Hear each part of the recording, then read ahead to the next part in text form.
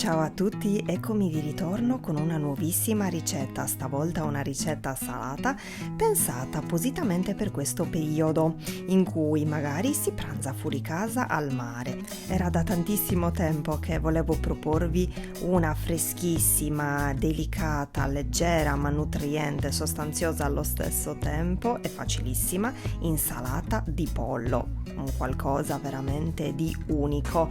Come vi ho appena detto è facilissima da fare e si potrà preparare o in anticipo e tenere nel frigo e quindi trovare già pronta al rientro a casa, oppure portarvela presso per un pranzo fuori casa, per esempio come vi ho già detto al mare.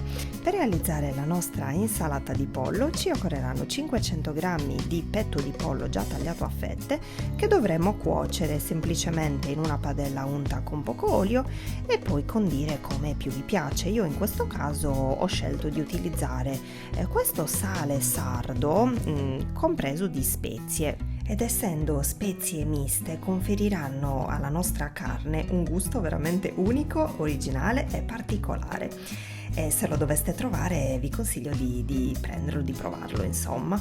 E faremo lo stesso procedimento con tutte le fettine di petto di pollo, vedete, così come vi sto mostrando in video, e poi una volta cotte le metteremo in un altro recipiente e le faremo freddare completamente, comprese, mi raccomando, del loro liquido che hanno rilasciato durante la cottura, in modo tale che così non si asciughino.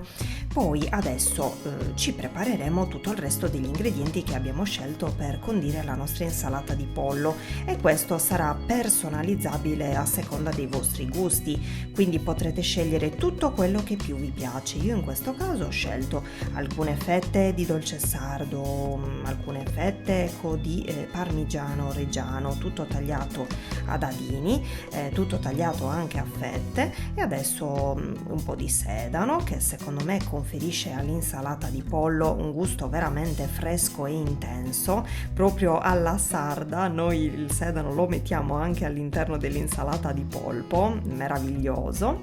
Poi lattughina o cupetone, quindi come lo chiamiamo noi, il cupettone che sarebbe la classica insalata iceberg per intenderci.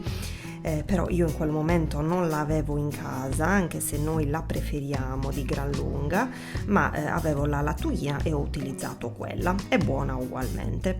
Prepareremo adesso anche i pomodorini, se sono molto succosi li scoleremo all'interno appunto di uno scolapasta, vedete, guardate quanto liquido hanno rilasciato. Li taglieremo insomma a cubettini, a dadini come vi ho mostrato in video, e li scoleremo, vedete, così poi li potremo unire a tutto il resto. Quindi inizieremo a unire il tutto, mescoleremo bene con l'aiuto di un cucchiaio.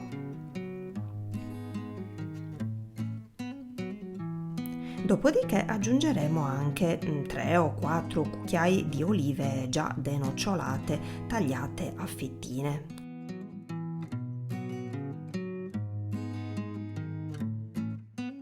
Abbiamo quasi finito la nostra insalata di pollo ed ecco ovviamente l'ingrediente principale, principe di questa ricetta: il pollo appena cucinato e già fatto ovviamente freddare, tagliato o a striscioline così come vi sto mostrando in questo momento, oppure semplicemente tagliato a pezzetti. Vedete voi e scegliete voi la grandezza che più vi aggrada. Io adesso vi ho fatto vedere entrambi i modi, per cui le fettine ecco le taglieremo così tutte quante, quelle che abbiamo cotto, e le uniremo alla nostra insalata. Ecco gli ultimi 2 ingredienti: aggiungeremo 2 o 3 cucchiai del liquido che ha rilasciato il pollo durante la cottura, quindi il classico sughetto, chiamiamolo così, per rendere la nostra insalata bella, ricca, gustosa, perché ricordatevi che il sughetto del pollo è stato aromatizzato con quel bellissimo e buonissimo sale sardo alle spezie e poi come ultimissimo ingrediente poco maionese, che secondo me conferisce all'insalata di pollo, io la amo, la adoro veramente tantissimo, e conferisce quel gusto particolare, delicato ma intenso allo stesso tempo. Guardate quanto è cremosa. Quindi ecco qua la nostra insalata di pollo pronta, buon appetito, spero tanto che vi sia piaciuta e che la proverete anche voi.